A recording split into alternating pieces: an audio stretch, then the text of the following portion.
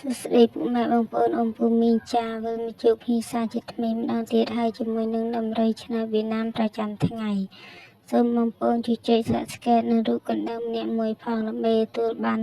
វីដេអូថ្មីមុនគេចាមុនទៅដល់ដំរីឆ្នោតថ្ងៃនេះយើងងាកទៅមើលដំរីឆ្នោតកាលពីម្សិលមិញ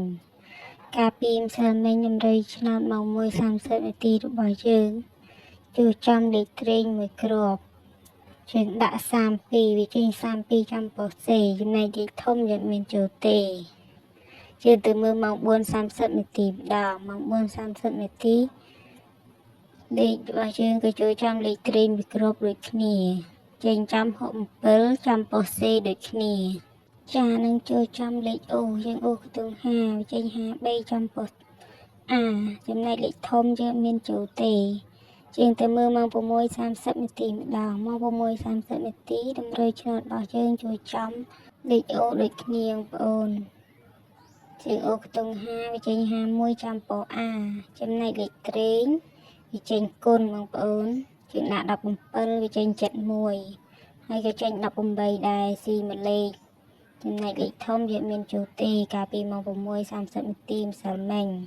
ចាយើងងាកទៅមើលដំរីឆ្នោតថ្ងៃនេះម្ដងដំរីឆ្នោតប្រចាំថ្ងៃទី20ខែ11ឆ្នាំ2025របស់យើងថ្ងៃនេះមាន3ម៉ោងមានម៉ោង 1:30 នាទីម៉ោង 4:30 នាទីនិងម៉ោង 6:30 នាទីនិងមាន4ប៉ុស្តិ៍មានប៉ុស្តិ៍ A B C និង D ចាថ្ងៃនេះយើងមានលេខតូចអូខ្ទង់ថ្ងៃនេះយើងមានអូខ្ទង់8និងលេខត្រេង4គ្រាប់គ្រាប់ទី1យើងមានលេខ08គ្រាប់ទី2យើងមានលេខ14គ្រាប់ទី3យើងមានលេខ25និងគ្រាប់ទី4យើងមានលេខ34លេខធំថ្ងៃនេះយើងមានលេខ351គុណបញ្ជាក់ដំរីឆ្នោតថ្ងៃនេះយើងមានលេខតូចអូខ្ទង់ថ្ងៃនេះយើងមានអូខ្ទង់8និងលេខត្រេង4គ្រាប់គ្រាប់ទី1មានលេខ08គ្រាប់ទី2មានលេខ14